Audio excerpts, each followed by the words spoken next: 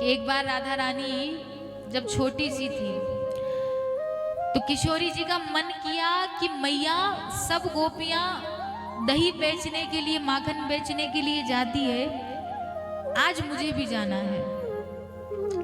मैया ने मना कर दिया। बोले वृषभानु जी की लली, वृषभानु जी की लली माखन बेचने जाएगी? बोले नहीं।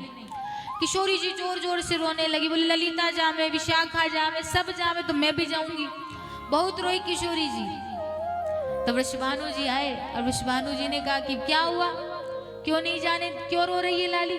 बोले इसको माखन बेचने के लिए जाना है।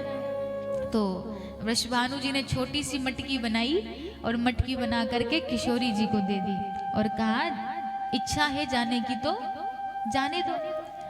ये बहुत अंतरंग लीला है महाराज, बहुत ध्यान से सुनिएगा।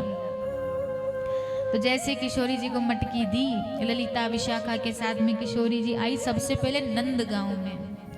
अच्छा, किशोरी जी को माखन बेचने की जिद नहीं है, भीतर की जिद क्या है? श्याम सुंदर को देखना है, इनसे मिलना है। नंदगांव में आई, आवाज लगा रही, अपनी मीठी मीठी वाणी से आवाज लगा रही, माखन ले लो, दही ले लो, दही ले लो। अच्छा, आवाज तो इधर लगा रही है लेकिन नजरें कहाँ हैं? इधर उधर नंद बाबा के महल की तरफ जोर जोर से चिल्ला रही, दही ले लो, दही ले लो, दही ले लो। और नजर नंद बाबा के महल की तरफ है, इधर उधर देख रही। बोले यहाँ नहीं दिखा तो कहीं और दिख जाएगा। सुबह से लेकर शाम हो गई लेकिन नंदलाल दिखे नहीं। यशो अब राधा रानी कह रही है आज तो पूरा दिन खराब चला गया। बोले क्यों? बोले श्याम सुंदर नहीं दिखे, लाल जी नहीं दिखे, पूरा दिन खराब चला गया। अब किशोरी जी और ललिता विशाखा सब यमुना जी के किनारे गई और जैसे यमुना जी के किनारे गए सोच रही है कोई नाव वाला नहीं है, कोई नाविक नहीं है, कैसे चले? अब देर भी बहुत होगी, मैया डांटेगी, डांट पड़ेगी, क्या करे? तभी क्या देखा, सिर पर कपड़ा बांधे, धोती पहने हुए, गले में पीताम्बर डाले हुए, हाथ में वो क्या बोलते हैं उसे, नाव चलाने का आता है ना, चप्पू, वो हाथ में लिए नाव में बैठे हुए आए सामने से। और जैसे उसको देखा ललिता कहती है ए नाविक। बोले का? बोले मुँह को पार लगा देगो का? बोले मैं तो अच्छे अच्छन को पार लगा दे, आजा बैठ जा। जैसे ललिता जी बैठने लगी बोले रुको, तुम सबके पैरों में बहुत ज्यादा धूल लगी हुई है।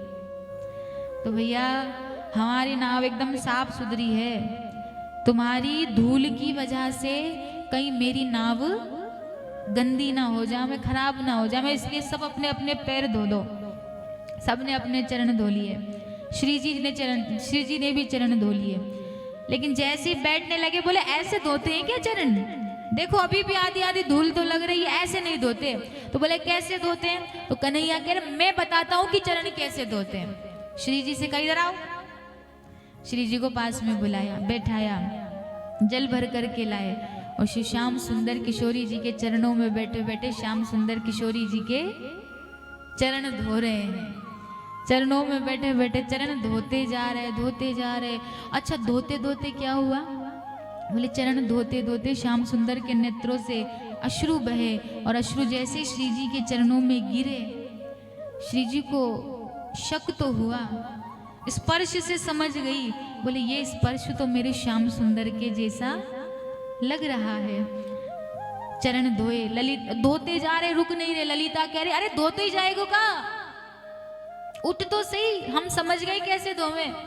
बड़ी मुश्किल से कन्हैया को उठाया, नाव में बैठाया और जैसे नाव में बिठाया, नाव चलाते चलाते श्याम सुंदर कह रहे हैं अब भैया देखो हमको तो लग रही है बहुत जोर से भूख, और तुम्हारे पास मटकी में कुछ माखन वगैरह हो में तो मोकू दे दो। तो ललिता जी ने माखन निकाला और काले खा ले। श्याम सुंदर ने माखन पाया और माखन खा करके फिर नाव चलाने लगे। और नाव चलाते चलाते यमुना जी के एकदम बीच में जाकर के श्याम सुंदर कह रहे हैं भैया माखन ज्यादा खा लियो और हमको तो आ रही है अब नींद। श्याम सुंदर कह रहे हमको तो आ रही है अब नींद और बहुत जोर से नींद आ रही, अब हमते नाव वाव ना चलेगी। ललिता जी कह रहे ये कैसा नाविक है, बीच मझधार में ला करके कह रहा है कि नींद आ रही है। बोले घर तक तो छोड़ दे, बरसाना तक तो छोड़ दे। बोले बरसाना क्या, कहीं नहीं जा सकता, हमको नींद आ रही है। ललिता जी कहने लगी ऐसे कैसे नींद आ रही है। ललिता जी तो कहती रह गई और हमारे श्याम सुंदर किशोरी जी जहां बैठी थी वहां पर किशोरी जी के चरणों में सो गए, गिर गए। और जैसे ही सोए कन्हैया कितने भी रूप धारण कर ले, लेकिन एक चीज है जिसको कभी भी छोड़ते नहीं है, जो हमेशा साथ में रहती है। क्या हमारे श्याम सुंदर की बांसुरी। तो जैसे किशोरी जी के चरणों में गिरे और ललिता को बगल में दबी हुई बांसुरी नजर आ गई। ललिता जी कहने लगी अच्छा अब पता चलो कि तो को नींद आ रही है कि तो को किशोरी जी के चरणों में गिरनो है। तो जैसे पहचाना श्याम सुंदर और किशोरी जी की आपस में चर्चा होने लगी और फिर बरसाना पहुंचाया।